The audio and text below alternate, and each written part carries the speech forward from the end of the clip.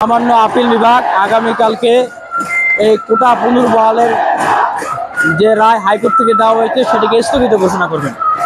আর যদি সেটি স্থগিত করা না হয়, আপনারা দেখেছেন ঢাকা বিশ্ববিদ্যালয়, রাজশাহী, চট্টগ্রাম বিশ্ববিদ্যালয়, জাহাঙ্গীরনগর বিশ্ববিদ্যালয় থেকে শুরু করে জগন্নাথ বিশ্ববিদ্যালয়, যে সকল কলেজ বিশ্ববিদ্যালয়ের শিক্ষার্থীরা এই বৈষম্যমূলক রাষ্ট্র ব্যবস্থার এই বৈষম্যমূলক সিস্টেমের বিরুদ্ধে কিন্তু তারা প্রতিবাদ মুখর হয়েছে। আজকে কিন্তু হাইকোর্ট চত্বর আমরা প্রদক্ষিণ করেছি, সেখানে সুস্পষ্টভাবে এই মেসেজটি দেওয়া হয়েছে যে শিক্ষার্থীরা হাইকোর্টের কোনো ফরমাইশি রায় মেনে নেবে না।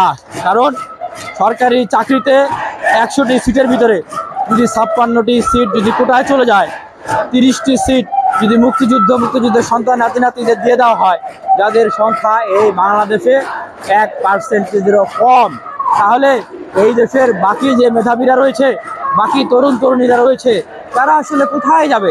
এখন বলতেই হচ্ছে সেই যে 1971 সালে পশ্চিম পাকিস্তানের বিরুদ্ধে এই বাংলাদেশের তরুণ দামালরা অস্ত্র হাতে তুলে নিয়েছিল। কেন?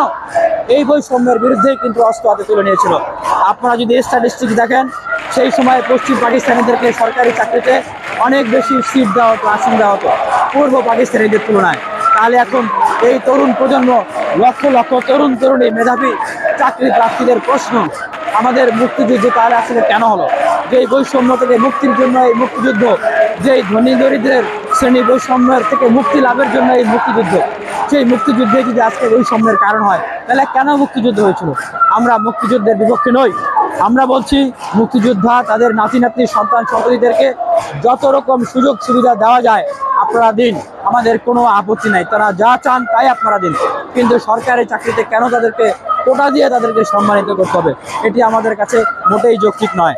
আমরা বলছি আগামীকাল আপিল বিভাগ অবশ্যই আমরা তাদের কাছে প্রত্যাশা রাখি তারা বর্তমান বাংলাদেশের আর্থসামাজিক অবস্থা, ডেমোগ্রাফিক ডিভিডেন্ড এবং এই মেধাবী তরুণদের যে চাওয়া, সেগুলোকে বিবেচনা করে এই কোটা পুনর্বহালের হাইকোর্টের রায়টিকে স্থগিত ঘোষণা করবেন।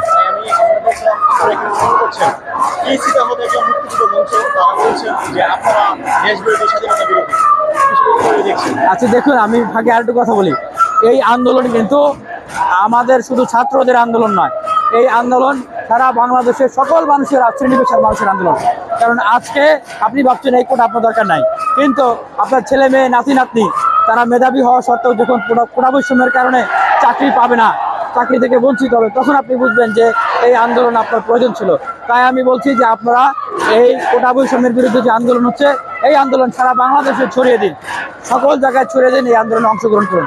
আর যারা বলছে যে এরা স্বাধীনতা বিরোধী, তাদের উদ্দেশ্যে বলছি যে দেখুন, আপনারা কি তাহলে এই বাংলাদেশের 99 মানুষকে স্বাধীনতা বিরোধী বানিয়ে দেবেন? 99% মানুষ রাজাকার, আর আপনারা কেবল মুক্তিযোদ্ধা? তাদের উদ্দেশ্যে বলতে চাই, ওনারা একটি দুষ্ট চক্র, অসাধু চক্র গড়ে তুলেছে, যেই চক্রের মাধ্যমে ওনারা আসলে মুক্তিযুদ্ধের যে সনদ আছে, সেই সনদ নিয়ে ওনারা আসলে জালিয়াতি করেন। দেখেছেন স্বয়ং মুক্তিযুদ্ধ মন্ত্রণালয় যে সচিব, মুক্তিযুদ্ধ মন্ত্রণালয়ের উপসচিব, তারা সনদ জালিয়াতি চক্রের সাথে জড়িত, জালিয়াতি করেছে। এবং কিছুদিন আগে একজন তার বউকে বোন হিসেবে পরিচয় দিয়ে মুক্তিযোদ্ধা সনদের চাকরিতে ঢুকিয়েছে। এরকম শত হাজার এরকম মুক্তিযোদ্ধা সনদ জালিয়াতি করে মুক্তিযুদ্ধ মন্ত্রণালয় থেকে সনদ জাল করে বানিয়ে নিয়ে এরকম চাকরির বিষয় রয়েছে, যেই সিন্ডিকেটগুলোর সাথে এনারা আসলে জড়িত। সে কারণেই তাদের মুক্তিযুদ্ধ সনদ লাগবে। আমি কখনোই মনে করি না একজন প্রকৃত মুক্তিযুদ্ধের সন্তান নাতিরা তারা কোটার জন্য এইভাবে করে আন্দোলন করতে পারে। আমি মনে করি তারা বাংলাদেশের সর্বোচ্চ সম্মানিত, তারা বাংলাদেশের সবচেয়ে শ্রদ্ধার পাত্র। তাদেরকে অসম্মান করা আমাদের উদ্দেশ্য নয়, মুক্তিযোদ্ধাদের অসম্মান করা আমাদের উদ্দেশ্য নয়। তাদেরকে তারা যা চান সরকার তাই দেখ, কিন্তু সরকারের চাকরি দিতে পারে না।